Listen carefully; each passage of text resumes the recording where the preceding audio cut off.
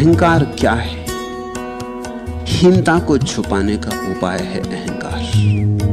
हीनता की भीतर गांठ है कि मैं कुछ भी नहीं, तो मैं कुछ होकर दिखा दूं, इसकी चेष्टा है अहंकार। साधारणता प्रत्येक को यह हीनता की ग्रंथि है। क्यों?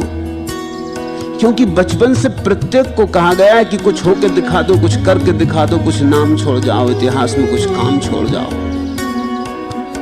प्रत्येक को यह कहा गया है कि तुम जैसे हो ऐसे काफी नहीं हो, तुम जैसे हो ऐसे शुभ नहीं हो, सुंदर नहीं। तुम कुछ करो, मूर्तियां बनाओ, कि चित्र बनाओ, कि कविताएं बनाओ, कि राजनीति में दौड़ो, कि दिल्ली पहुंच जाओ, कि धन कमाओ, कुछ करके दिखाओ। तुम्हारे होने में कोई मूल्य नहीं है, तुम्हारा होना निर्मूल्य है। तुम्हारे कृत्य में कुछ मूल्य होगा, तो कुछ करके दिखाओगे तो ही लगेगा कि तुम हो, नहीं तो तुम लगेगा कि तुम कुछ भी नहीं, खाली खाली। स्कूल जाओ, वहां भी वही महत्वाकांक्षा का पाठ है। सब तरफ महत्वाकांक्षा सिखाई जा रही है। दौड़ो, तेजी से दौड़ो क्योंकि दूसरे दौड़ रहे हैं, पीछे मत रह जाना। दौड़ भारी है, संघर्ष गहरा है, गला घोंट प्रतियोगिता है। चाहे गला ही काटना पड़े दूसरे का तो काट देना, मगर कुछ करके बता देना। इस दौड़ में सारा उपद्रव खड़ा हो रहा है। अहंकार है महत्वाकांक्षा, अहंकार है मैं कुछ नहीं हूं, इसकी पीड़ा को भुलाने का उपाय। मनस्वित कहते हैं कि जिस दिन व्यक्ति ये समझ लेता है कि मैं अगर कुछ नहीं हूं तो ठीक, बिल्कुल ठीक, मैं कुछ नहीं, मैं शून्य हूं तो शून्य हूं, और अपने शून्य से राजी हो जाता, उसी दिन अहंकार समाप्त हो जाता। इसलिए बुद्ध ने तो बहुत जोर दिया कि तुम्हारे भीतर शून्य है, उस शून्य से राजी हो जाओ। तुम अपने को शून्य मात्र ही जानो।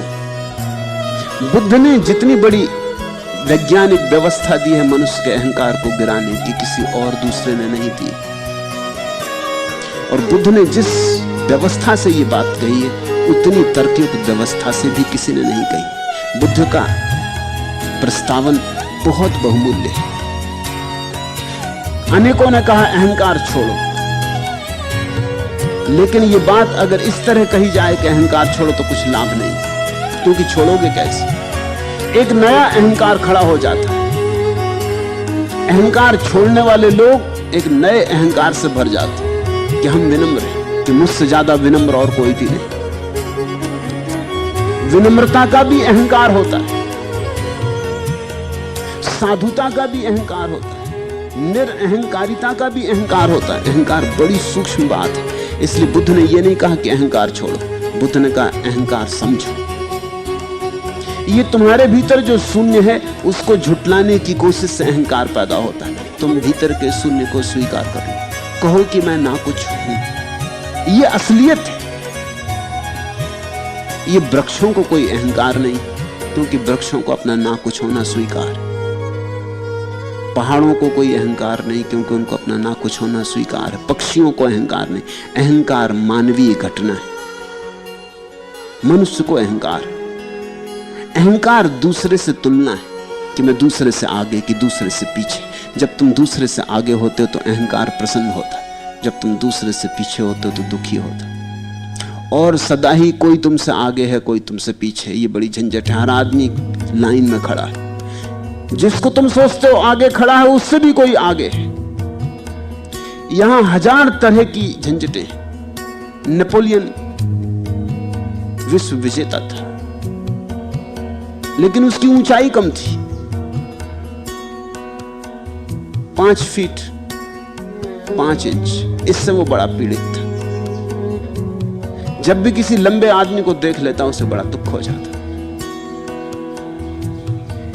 कि मैं कुछ नहीं, ये आदमी लंबा। लेनिन के पैर छोटे थे, ऊपर का शरीर थोड़ा बड़ा था।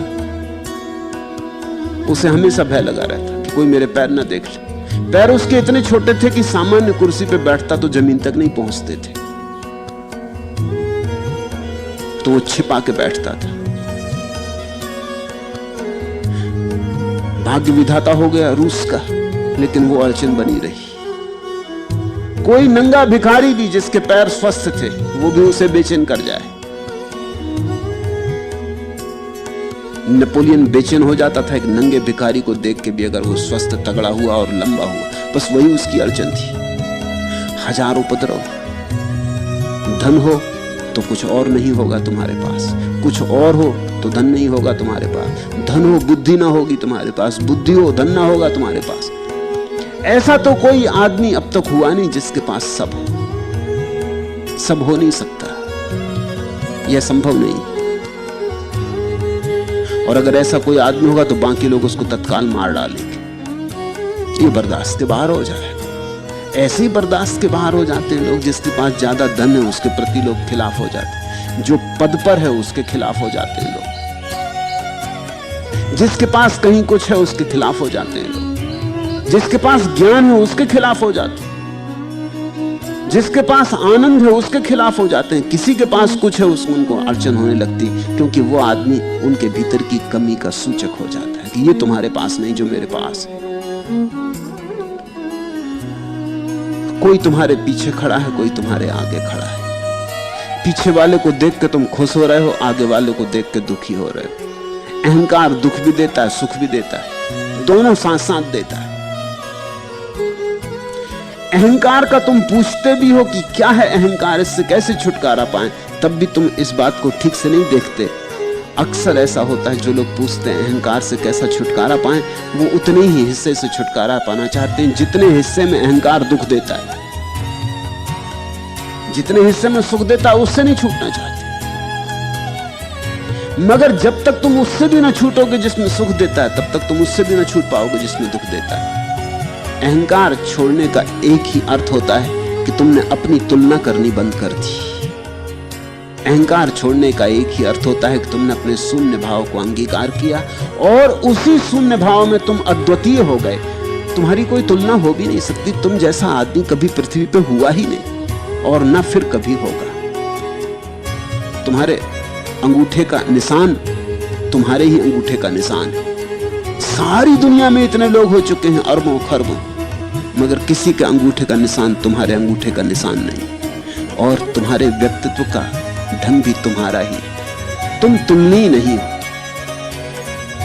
तौले की झंझट में पड़े, तौलो मत, तुलना मत करो, कंपैरिजन मत करो। तुम जैसे हो उसे स्वीकार कर लो।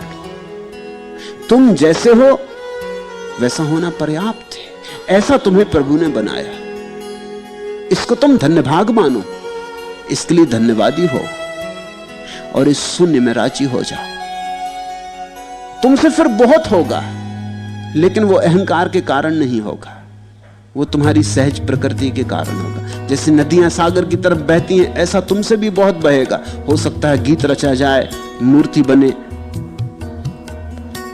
होगा ही, क्योंकि जहां ऊर्जा है वहां कुछ घटना घटती रहेगी। लेकिन उस घटना के घटने में न तो चिंता रहेगी, न आपाधापी रहेगी, न दूसरों से प्रतियोगिता रहेगी, न स्पर्धा रहेगी।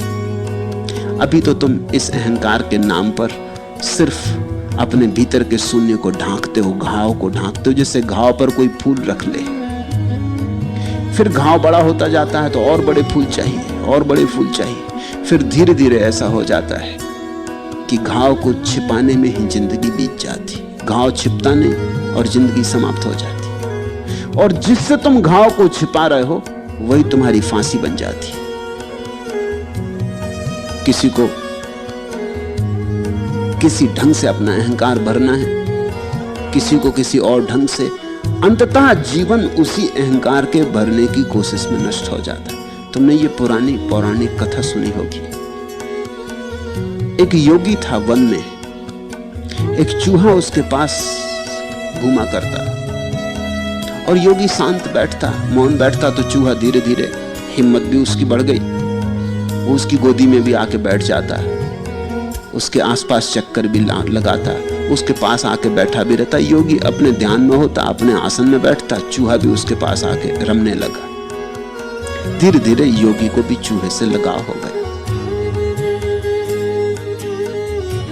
एक दिन चूहा बैठा था उसके पास, योगी ध्यान कर रहा था और एक बिल्ली ने हमला किया। योगी को चूहे पे बड़ी दया आई और अभी अभी उसे कुछ योग की शक्तियां भी मिलनी शुरू हुई थी। तो उसने अपने योग बल से कहा, मार जारो भव। उस चूहे से कहा कि तू बिल्ला हो जा। योग बल था, चूहा तत्क्षण बिल्ला हो गया। चूहा बिलाव बन गया। बिल्ली तो घबरा गई, भाग गई। योगी बड़ा खुश हुआ, चूहा भी बड़ा खुश हुआ। लेकिन ये ज्यादा दिन बात न चली कि एक दिन एक कुत्ते ने हमला कर दिया बिल्ले पर। तो योगी ने उसे चीता बना दिया। लेकिन ये बात फिर भी ज्यादा दिन न चली। एक चीते पर एक दिन एक सिंह ने हमला कर दिया। तो उसने उस गरीब चूहे को अब सिंह बना दिया। सिंह ने योगी पे हमला कर दिया। तब तो योगी बहुत घबराया। उसने कहा, ये तो हद हो गई, ये मेरा ही चूहा, और ये भूल ही गया। तो उसने कहा, पुनर्मुस्को भव, फिर से चूहा हो जा। चूहा फिर से चूहा हो। इस कहानी में जितनी आसानी से चूहा सिंह से चूहा हो गया, इतनी आसानी से अहंकार का चूहा पुनर्मुस्को भव कहने से नहीं होता।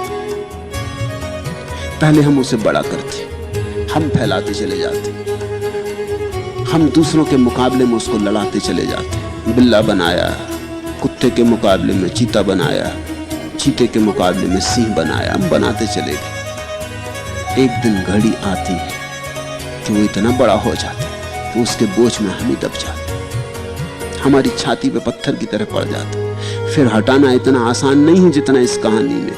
फिर तुम लाख चिल्लाते रहो, पुनर्मुस्को भव, वो कहेगा चुप रहो, शांत रहो, बकवास मत करो। तुमने देखा ना, तुम्हारा मन अक्सर, तुम मन के साथ प्रयोग करके देख सकते हो। तुम सोना चाहते हो और मन अपनी बकवास में लगा है। तुम कहते हो भाई चुप हो जाओ, कहता तुम चुप रहो।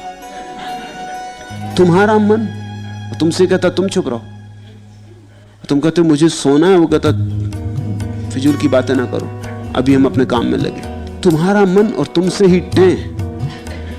अब इतना आसान नहीं। इसको तुमने ही पाला, इसको तुमने ही बड़ा किया, इसको तुमने ही संभाला, इसको तुमने ही ऊर्जा दी। ये तुम्हारी ऊर्जा के बल पर आज अकड़ रहा है। लेकिन धीरे धीरे तुम इससे दबते गए, धीरे धीरे तुम छोटे होते गए और ये बड़ा होता गया। तुमने जिस शून्य को दबाने के लिए इसे खड़ा किया था वो तुम हो। शून्य हमारा स्वभाव है, शून्यता हमारा गुणधर्म है। उस शून्य को दबाने के लिए अहंकार खड़ा किया। अब ये अहंकार खड़ा हो गया, अब ये तुम्हें दबा बैठा। पहले तुम बड़े खुश हुए कि चलो इसके सहारे दूसरों को हमारा शून्य नहीं दिखाई पड़ता, दूसरों के सामने अकड़ के चल लेते हैं, दुनिया में ख्याति फैल रही, नाम हो रहा। फिर ये बहुत अकड़ गया, फिर इसने तुम्हें जोर से दबा लिया। अब तुम घबराते हो कि इससे कैसे छूटे, ये तो गर्दन दबाए दे रहा है। लेकिन अब इतना आसान नहीं। एक बार तुमने इसके हाथ में बागडोर दे दी तो लेने में समय लगेगा। कभी कभी जीवन भर लग जाता, कभी कभी अनेक जीवन लग जाते। जब जाग जाओ तभी से दो काम शुरू कर दो। एक कि अब इसे और शक्ति मत दो, दूसरा कि अपने शून्य भाव का धीरे धीरे स्मरण करो। इस भाव में रमो कि मैं ना कुछ हूं। पहले तो बहुत कष्ट होगा, मैं ना कुछ, यही तो जिंदगी भर मानना नहीं चाहा। दुनिया तो यही कह रही थी कि तुम ना कुछ हो, लेकिन तुमने इनकार किया। दुनिया तो मानना ही चाहती थी कि तुम ना कुछ हो, मगर तुम न माने। अब अपने से मानने में बड़ी अड़चन होगी। इसी को तो सन्यास का सूत्र समझना है। मैं ना कुछ, मैं एक शून्य मात्र, बांस की पोंगरी। अगर मुझसे कुछ होता भी है तो वो परमात्मा का, मेरा क्या, उपकरण मात्र। वो जो चाहे करा ले, न चाहे न कराए, चाहे राजा बना दे और चाहे प्यादा बना दे, जो उसकी मर्जी, मर्जी उसकी, खेल उसका। मैं तो एक कठपुतली, धागे उसके हाथ में, जैसा नचाता नाच लेता हूं, इसमें मेरी अकड़ क्या। ऐसा भाव तुम्हारे भीतर गहरा होता चला जाए तो धीरे धीरे तुम पाओगे नई ऊर्जा ना मिली अहंकार को, और पुरानी ऊर्जा धीरे धीरे शून्य में लीन होने लगी। एक दिन अहंकार गिर जाता जैसे ताश के पत्ते गिर जाते, जैसे ताश के पत्तों से बनाया हुआ मकान।